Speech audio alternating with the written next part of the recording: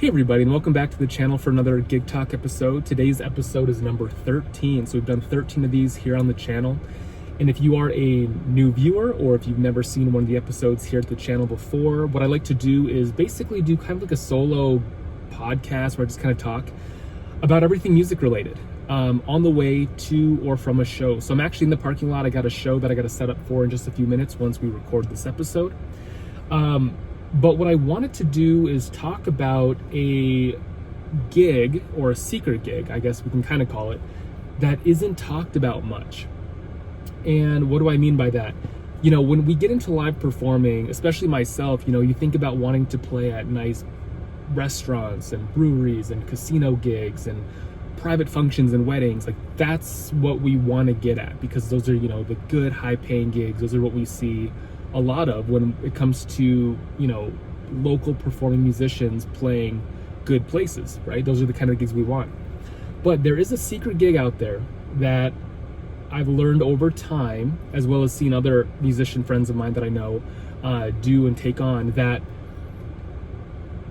really work well for everybody. And they're awesome to have, especially because you can make it definitely a monthly thing, or even be hired a couple times a month from the same place.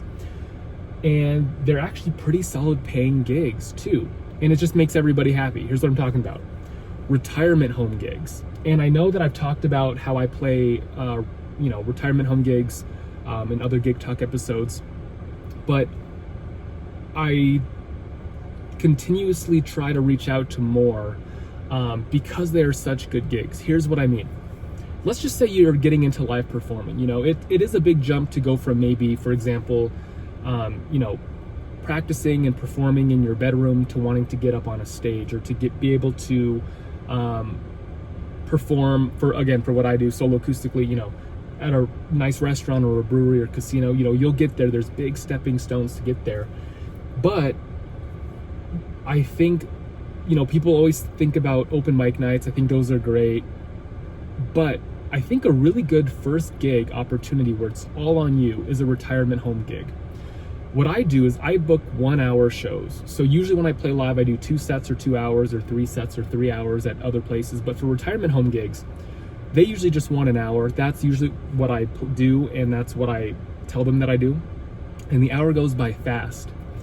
But you get to just focus and practice coming in, setting up, performing your best music for an hour. And a lot of you guys, if you are new to it, or you're just practicing and trying to get out there eventually, you might only have about an hour's worth of material. You know, you might only have about 20 songs, maybe 17 to 20 songs ready to go. So that's a perfect opportunity. Don't get me wrong. I think, open mic nights are good because you can get, you know, maybe 3 to 5 songs and leave. But this really holds you accountable to having your own gear.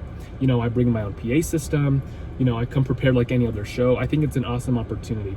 Plus, you don't have to have 2 hours or 3 hours or 2 sets or 3 sets worth of material. You just need an hour.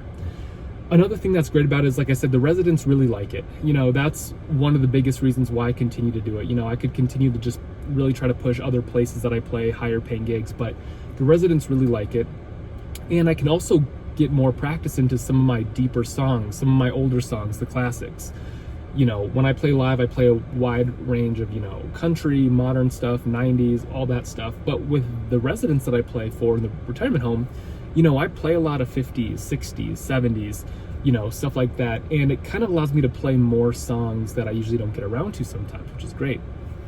Not only that, you know, when I first started playing, I think my first retirement home gig or two, I just did it as a volunteer. I just played for free. But now I do charge. You know, you could charge anywhere from $50 for the hour, $100 for the hour, $125 for the hour, whatever they're willing to pay. But it's also, again, it's a good paying gig for the 1 hour of work that you're doing. And I am fortunate where I play 3 retirement home gigs every single month. Every single month I just play them on different dates. And it's kind of cool because they have certain days where they have music. So I know one of my retirement homes I play on Fridays, one of them I play on a Thursday, and one of them I play on a Monday. So I can work that into my schedule. I also teach full time. So if you have a part-time job or another job, you know, you can book around it a little bit better because, you know, they're not going to throw you anything crazy. It's always pretty consistent. And I do know another musician, local musician, and he plays, I believe, like 4 or 5 retirement homes along with other really nice places. But he's like, these are just so laid back. It's 1 hour. You know, he gets paid $100 or $125 for the hour, which is pretty typical. You know, if you're worth that, you know, you can definitely charge that. And it's just fun and that's relaxing, you know. And I think another thing that's unspoken about it is when you play live, say at like a restaurant or a brewery, you know, people are listening to you a little bit and watching you a little bit, but you're really more background music.